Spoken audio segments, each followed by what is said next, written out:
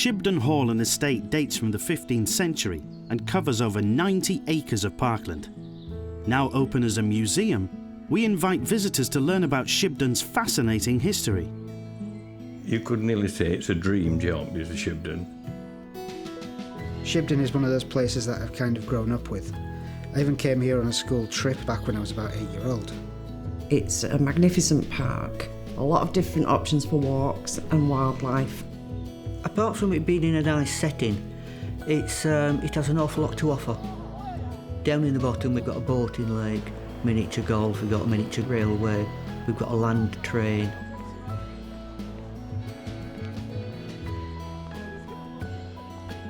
The house was built very much like a letter H, 2 wings, connected by a central hall.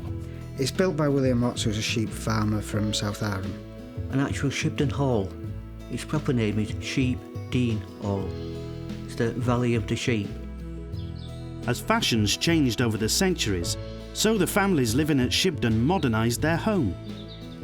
The Savills altered it, made it more comfortable, and it became a manor house. They put proper fireplaces in. Bedchambers went to the upper floors. The Waterhouse family added stained glass, stone extensions. Anne Lister was the main one to actually change Shibden and actually wanted a castle. Her architects, her designers, are the ones that made it look this sort of almost medieval fantasy land that it is. The wooden panelling is her doing. The sort of Scottish lakes outside, hers as well, and the formal gardens. She got the Norman tower at one end, and at the other end she's put the battlements on top of her building. Alongside the house sits the Folk Museum, where visitors can see historic crafts, including blacksmithing, pole lathing and leather workshops, next to our aisled barn, home to a historic carriage collection. This is what we could refer to as a road coach. That's its proper title. They're very much like the old stage coaches and the mail coaches, but the difference being they have a big boot at the back.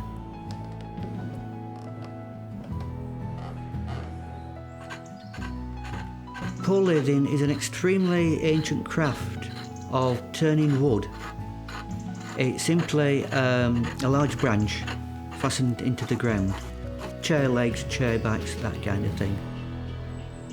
The families of Shibden Hall have left a magnificent home filled with fascinating stories. One of Shibden's better-known residents was Anne Lister, the early 19th century diarist. We know so much about Anne because she wrote diaries, and her diaries were actually hidden within the walls of the hall. The diaries come to about 4 million words, so that there's a lot of text within the 26 volumes. 1832, September, Wednesday the 26th, Mr. Priestley was out, so instead she went to call on Miss Walker, and she sat with her from 1250 to 220. Shibden houses a wealth of furniture, from as far back as the 1500s. You're not just seeing recreations of rooms, you're seeing some of the furniture that actually belonged to the house and was in the house for hundreds of years. The clocks that we have on display in Shibden Hall are predominantly manufactured by the Lister family, who've been based in Halifax for hundreds of years.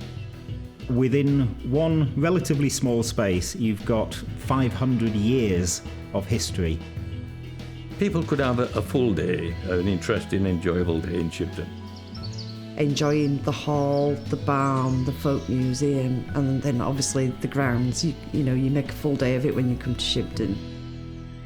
You just see families sat round having something to eat, having something to drink, and just enjoying the atmosphere.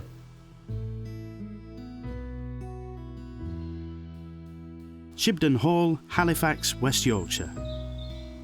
See our website for details, calderdale.gov.uk/museums.